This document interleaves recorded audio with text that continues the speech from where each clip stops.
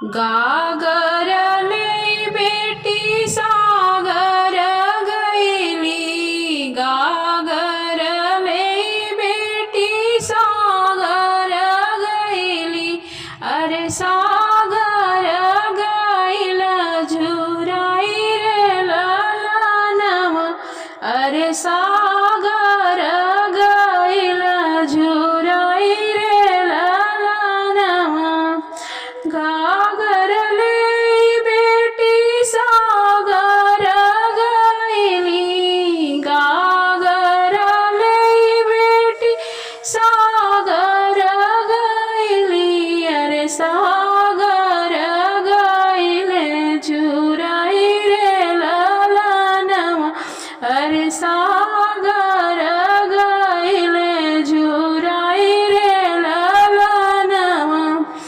इतनी बचान सुन रानी हो सीताली देई। इतनी बचान सुनी रानी हो सीताल देई। अरे रोई रोई करली बयान रे ललनवा।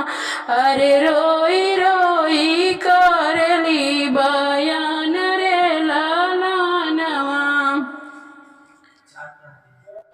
घोड़वा चढ़ालया में भैया हो कवन रामा। घोड़वा चढ़ालया में भैया हो कवन राम। अरे काहे बहिनी करेलू बयान रे ललनवा। अरे काहे बहिनी करेलू बयान रे ललनवा। गागर लई भैया सागर गईली। गागर लई भैया सागर गईली। अरे सागर गईल झुराई रे ललनवा।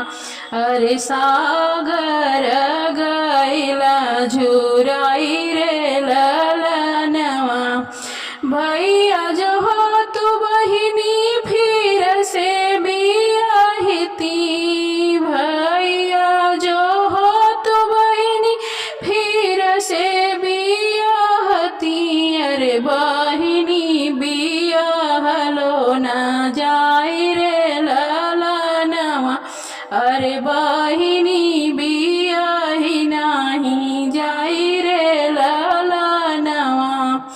इतनी बचान सुनी बाबा हो कवन रामा। इतनी बचान सुनी बाबा हो कवन राम। अरे बेटी के लिहला उठाई रे ललनवा। अरे बेटी के लिहला उठाई रे ललनवा।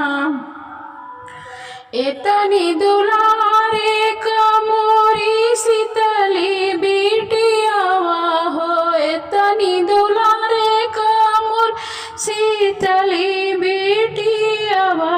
अरे काहे लिहलु सागर उठाई रे ललनवा। अरे काहे लिहलु गागर उठाई रे ललनवा। अरे काहे लिहलु गागर उठाई रे ललनवा। गागर लई बेटी सागर गईली। गागर लई बेटी सागर गईली। अरे सागर गईल झुराई रे ललनवा। अरे सागर गईल झुराई रे ललनवा। अरे काहे बहिनी करेलू बयान रे ललनवा। अरे बहिनी बियाहलो न जाई रे ललनवा। अरे काहे बेटी सगागर उठवलू ए ललनवा। अरे काहे